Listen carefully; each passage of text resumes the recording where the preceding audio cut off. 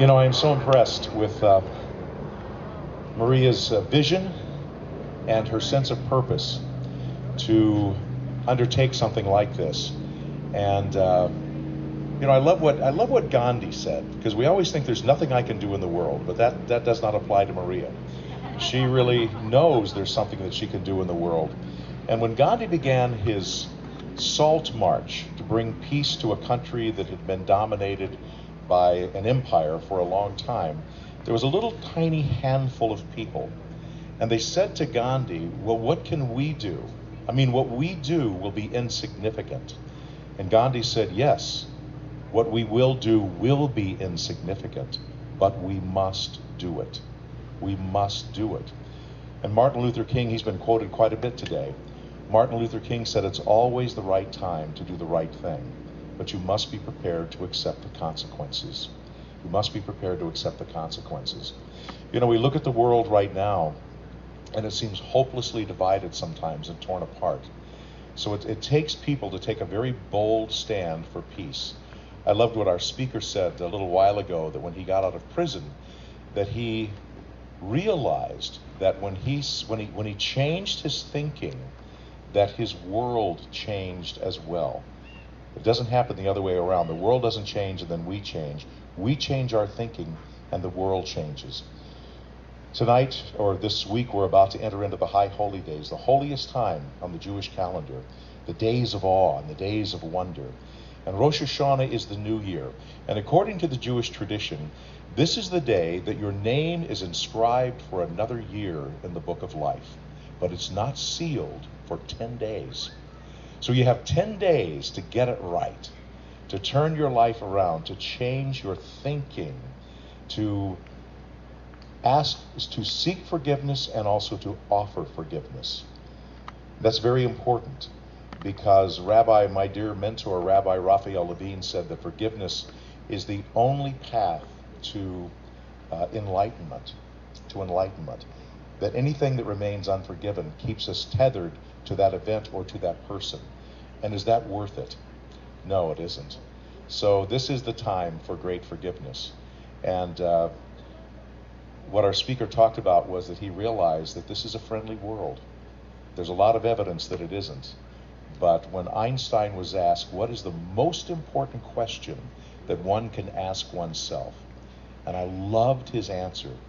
His answer was, is the universe a friendly place or not? Because your answer to that question will determine, to a large extent, your experience of life. Is the world a friendly place or not? Because our thinking will decide what the world is.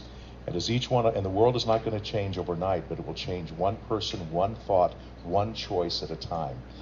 I was very heartened to read in the paper the other day, because of the attacks that are taking place in the Middle East and Libya and some of the Middle Eastern countries. There's a lot of anti-American sentiments and activity going on. And once again, the Sacramento Area League of Associated Muslims has taken a very firm stand for peace.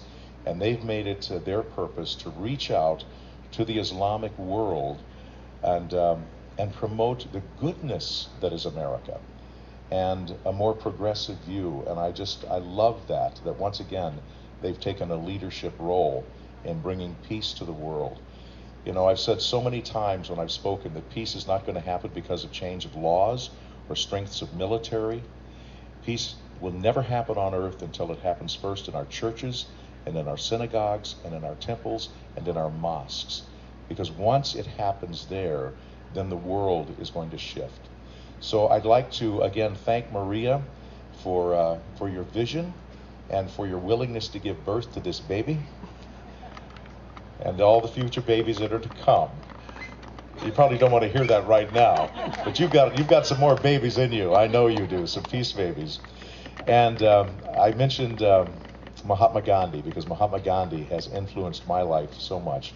And I would like to close out this portion with asking you to participate. And those of you that have been to Spiritual Life Center, we've done this many, many times. But if you haven't, I ask you just to stand. And we're going to participate in the Gandhi Universal Greeting of Peace. And it goes like this. Just follow me. I offer you peace. I offer you peace. I offer you love. I offer you love. I offer you friendship. I offer you friendship. I see your beauty. I see your beauty. I hear your need. I hear your need. I feel your feelings. I feel your feelings. My wisdom flows from the one source. My wisdom flows from the one source. And I salute that source in you. I salute that source in you. Let us work together for unity and love. Let's work together. For unity and love. God bless you all. Peace be unto you. Amen.